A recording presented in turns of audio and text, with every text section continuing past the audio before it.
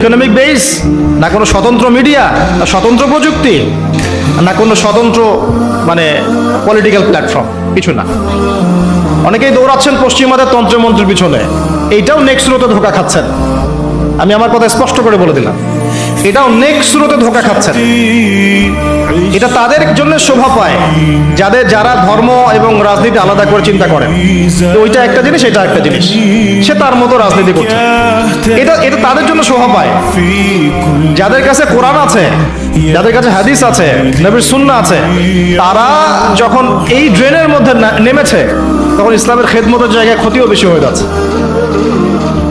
কোনো সময় কিছু কিছু বেনিফিট হয়তো আপনি পাচ্ছেন, মনে করছেন এই অল্প অল্প বেনিফিটে হয়তো অনেক কিছু হয়ে যাবে। ভুল ধারণা আপনার। একটাই উপায়, একটাই মানহাজ, একটাই পথ পদ্ধতি, নবী সাল্লাল্লাহু আলাইহি ওয়াসাল্লামের সিরাত।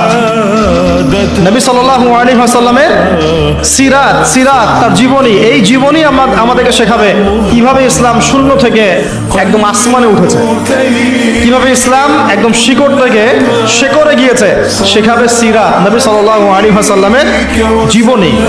ইয়াং জেনারেশনকে জিজ্ঞাসা করেন কতজন পড়েছে সিরাত। ওইখান থেকেই আপনাকে কথা বলছিলাম, ওই যুগটাকে কেন জাহিলি যুগ বলে, এত কেন টিটকারি করি, এত কেন তাকে ধিক্কার দেই। কারণ ওই যুগে শিরক ছিল, শিরক একবার। এখনকার বিশ্বের শিরকে একবার দিয়ে ভর্তি। কোন কোন সেক্টরে বলছিলাম, এডুকেশনে আছে শিরক, ইকোনমিক্সেও শিরক আছে। এটা বোঝার জন্যে অনলাইনের ব্রাদার্স সিস্টার্সরা আপনাকে হেদায়েত দিতে পারবে না। এটা বোঝার জন্য আপনাকে এমন স্কলারশিপের কাছে আসতে হবে যারা কোরআন এবং হাদিসকে দিয়ে বর্তমান ইকোনমিকে ডিল করতে পারে। শুধু সেকুলার ইকোনমি আর শুধু ইসলামিক ইকোনমি দিয়েও হবে না, দুটোকে কম্বাইন করতে পারে যারা, এ ধরনের স্কলারশিপের কাছে আসেন, আপনাকে বুঝিয়ে দিবে এখানে অর্থনীতির মধ্যে শিরক আছে কোথায় কোথায়। কেউ কি আপনাদেরকে বোঝাতে সক্ষম হয়েছিল আজকে থেকে 10 বছর আগে যে আপনি যে পেপার মানি ইউজ করছেন এর মধ্যেও রিবা আছে, সুদ আছে?